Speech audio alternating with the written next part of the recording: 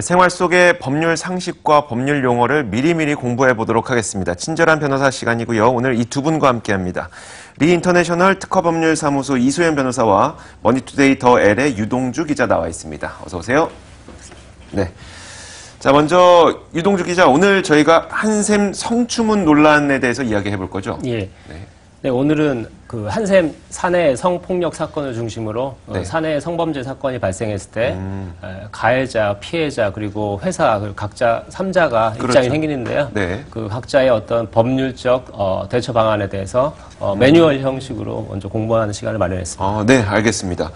자, 사실 그 직장 내에서는 뭐 성희롱이 발생하는 경우도 있고 성추행, 뭐 성범죄까지 있는데 정확히 법적으로 어디까지가 성추행이고 어디까지가 성희롱이고 뭐 이런 것들을 알아야 될 것 같거든요. 용어 좀 설명해 주세요. 네. 그러니까 많은 분들이 성폭력 범죄에 대해서 좀 추상적으로 알고 계신 경우가 네. 많은데요.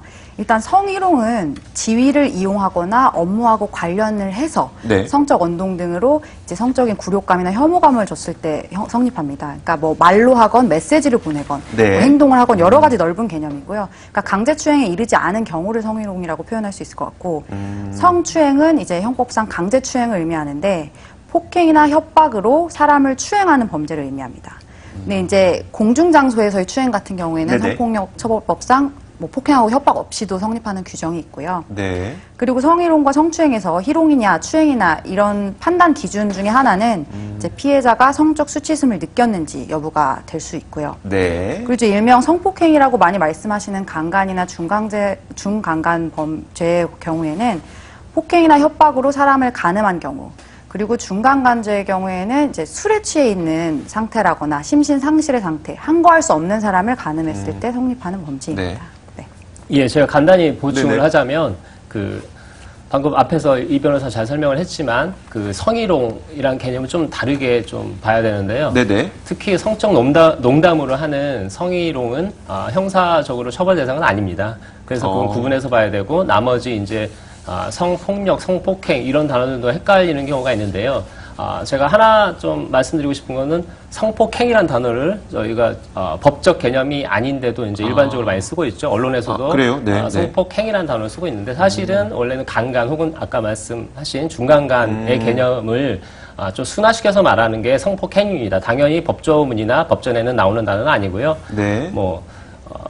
제가 간단히 또 설명을 드리면 영화 살인의 추억에서 뭐 송강호 씨가 여기가 강간의 네네. 왕궁이야 이런 말이 있죠. 네네. 80년대까지만 해도 강간이라는 말을 바로 썼는데 지금은 성폭행이라고 순화해서 말하고 있습니다. 그래서 오늘은 네.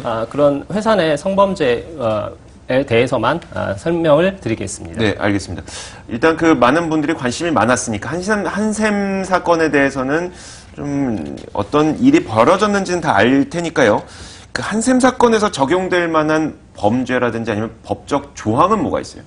네, 그 피해자가 가해자를 이제 3명이라고 얘기를 했는데, 이제 첫 번째 가해자의 네. 경우에는 화장실에서 몰래카메라 촬영을 했고요. 네. 이것은 성폭력 처벌법상 일명 카메라 등을 이용한 촬영죄에 해당이 됩니다. 네. 그리고 이제 두 번째 사내교육 담당자의 경우에는 이제 모텔에 감금을 하고 강간을 했다라고 지금 피해자가 주장을 하고 있어서 강간죄로 고소를 당한 것으로 보이는데, 이에 대해서는 일단 불기소 처분이 내려진 상태고요. 네. 그리고 마지막으로 인사팀장 같은 경우에는 성적 수치심을 유발할 수 있는 그 성희롱에 해당하는 발언을 많이 한 것으로 알려져 있어서 이제 성희롱은 성립되는데 성희롱은 형사처벌 조항이 없거든요. 네네. 그래서 이제 회사 내 징계만 받은 것으로 보이고, 그리고 추가적으로 피해자가 부산의 한 리조트에서 이제 강간을 당할 뻔했다 이렇게 주장을 네. 하고 있는데, 이 범죄 혐의가 인정이 된다면은 강간은 미수범도 처벌을 하기 때문에 강간 미수가 성립될 가능성은 있습니다. 그러면 총 여러 가지 가운데 그 몰래카메라 말고는 딱히 법적으로 저촉되는 부분을 찾기가 지금은 일단 힘들다는 거예요. 네, 현재까지 현재까지는.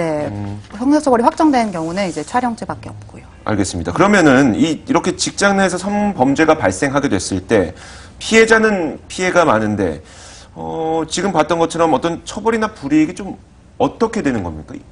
네, 그 성희롱은 형사처벌 규정은 없기 때문에 직장 내에서 징계를 받게 되거든요. 그래서 네. 해고까지도 가능하기 때문에 직장 내에서 징계 조치를 받게 되고, 근데 이제 신체 접촉을 동반한 강제추행이나 강간죄가 성립이 된다면 당연히 형사처벌을 받게 되죠. 네. 근데 이제 강제추행의 경우에는 피해자하고 합의를 하고 좀 반성을 하고, 초범인 경우에는 벌금형이나 기소유예 처분이 많이 내려지고요. 네. 근데 이제 죄를 끝까지 부인하는 경우에는 실형이 선고되기도 합니다. 그리고 이제 직접적인 성관계의 이제 강간죄의 경우에는 네. 피해자와 합의가 되지 않으면 거의 실형이 선고된다고 보시면 되고요. 그러니까 피해 정도나 뭐 가해 행위를 종합적으로 봐서 형량을 따지게 되겠지만, 네. 네. 그렇게 되고, 강제추행하고 강간해죄로 만약에 직장 내에서 문제가 됐다면은, 뭐, 징계 해고도 가능하고요. 직장 내 징계 조치는 불가피할 것 같습니다. 알겠습니다. 네.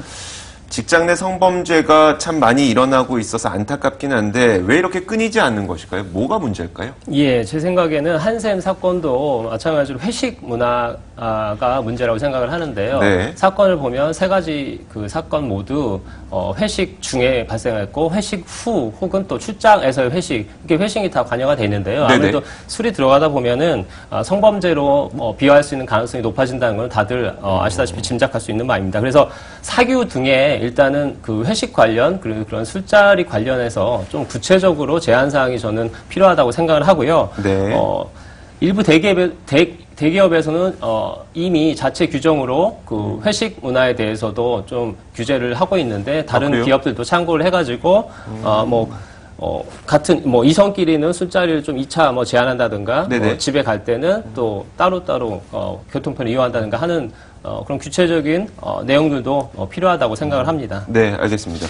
자, 한샘의 경우에는 회사의 대응도 미흡했다는 이야기가 나오고 있긴 한데 현재는 그 사업주가 할 수 있는 게 무엇이 있을까요? 사업주가 의무적으로 취할 수 있는 조치 아니면 법적인 조치도 따로 있습니까? 네네. 법령상으로 이제 남녀고용평등법에서는 일단 성희롱 예방 교육을 연 1회 이상 실시해야 되고요. 네. 그리고 직장 내 성희롱이 발생했을 때 가해자에게 징계 조치를 해야 됩니다. 만약에 미조치했을 경우에는 과태료 처분을 받을 수 있고, 그리고 성희롱 피해자에 대해서 이제 사업주가 불이익을 줬을 때는 네네. 벌금형이나 징역형까지 형사처벌 조항까지 있고요. 근데 실제로 성희롱 피해자들이 회사에 이 피해 사실을 알렸을 때 사실은 네. 불이익한 처분을 받았다는 그런 부분이 상당수 통계가 있고요.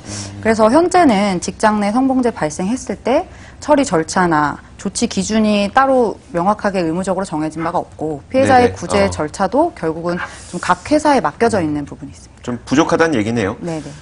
마지막으로 좀 간단하게요. 유동주 기자가 피해자가 됐을 때 혹은 가해 혐의로 몰리게 됐을 때 각각의 대처 방안을 좀 간략하게 정리해 주세요. 예, 일단 이번 한샘 피해자도 잘 대처를 했다고 보는데요. 관련 증거를 일단 수집을 하고 바로 사건 직후에 경찰 등 수사기관에 바로 네네. 찾아가지고 신고를 했습니다. 그런 식으로 이제 회사와 가해자를 상대로 조치에 나서야 되는데 현실적으로 앞에서 말씀하신 것처럼 불이익이 우려돼가지고 혹은 본인이 제대로 네. 본인이 제대로 그 피해 사실에 대해서 입증 못할 거라는 걱정을 하시는 경우가 많은데요. 이미 해바라기센터 등 많은 구제 기관이 있고요. 여성분들 우려와 달리 법원에서도 피해자 중심주의로 판결을 하고 있으니까 그거에 대한 우려하지 마시고 떳떳한 상황에 알겠습니다. 당당히 하셨으면 좋겠습니다. 자, 머니투데이 더일 유동주 기자, 리 인터내셔널 특허법률사무소 이소연 변호사였습니다. 오늘 말씀 고맙습니다.